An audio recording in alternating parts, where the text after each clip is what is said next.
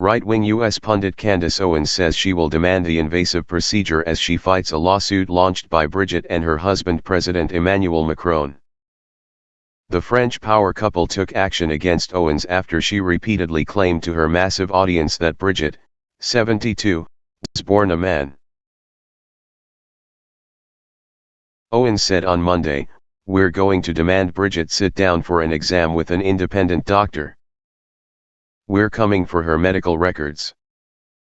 Last week, the Macron's lawyer Tom Clare told the BBC that the couple was preparing to submit photographic and scientific evidence that rubbish Owens' claims. Owens said last March that she would stake entire professional reputation on the claim that Brigitte was born male. She even alleged Brigitte is in fact her brother, Jean-Michel Trogneux, and that her first husband never existed. The Macrons filed for defamation in July, and the legal team say they are ready to fight. The suit is still in its early stages and the feuding parties are yet to face off in a courtroom. And he is not immune from that because he's the president of a country. He told the BBC there will be expert testimony that will come out that will be scientific in nature. Photographs of Brigitte when she is pregnant exist and will be presented in court, the lawyer confirmed. Clare said that Owens' claims have been very upsetting for the First Lady and a distraction for Mr. Macron. And he is not immune from that because he's the president of a country. He told the BBC there will be expert testimony that will come out that will be scientific in nature. Photographs of Brigitte when she is pregnant exist and will be presented in court, the lawyer confirmed.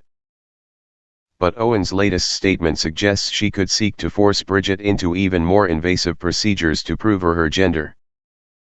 The commentator and author previously told the Daily Mail, "This isn't France, where Brigitte and Emmanuel Macron get to do whatever they want. This is America.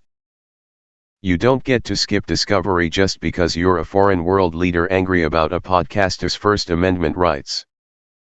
The Macrons allege that Owens has spread false claims about Brigitte's birth gender that are contradicted by substantial evidence. The lawsuit notes that her claims had a large reach with her nearly 7 million followers on X and more than 4 million YouTube subscribers, and seeks unspecified damages. It states, Owens has used this false statement to promote her independent platform, gain notoriety, and make money. They said that Owens expanded on the claim with short videos and her 8-part podcast series called Becoming Brigitte. The Macrons also alleged Owens ignored credible evidence and instead elevated known conspiracy theorists and proven defamers. Owens' lawyers have filed a motion to dismiss, arguing the case should not be heard in Delaware and claiming forcing her to defend it there would cause substantial financial and operational hardship. She has insisted she believes the claims and defended them as free speech, in contravention of a sacred precept of U.S. constitutional law. The President and First Lady of France have filed a baseless defamation suit against an independent American journalist who broadcasts a daily news and culture show from her basement in Nashville, Tennessee, reads Owens' filing in the Macron case.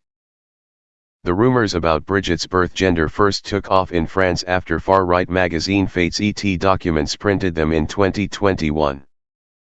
Bloggers Natasha Ray and Amandine Roy pushed them in a YouTube interview that went viral. They alleged Brigitte was born male under the name Jean-Michel Trogneux, the name of her older brother, and that she never gave birth to her 3 children. The Macron sued Ray and Roy for defamation in Paris. In 2024, they won and the 2 women were hit with symbolic fines. But in June this year, an appeals court overturned that ruling, not because the allegations were deemed true, but on freedom of expression grounds. The Macrons are now appealing that reversal. President Macron has furiously denied the allegations, branding them false and fabricated. On International Women's Day he said, "The worst thing is the false information and fabricated scenarios. People eventually believe them."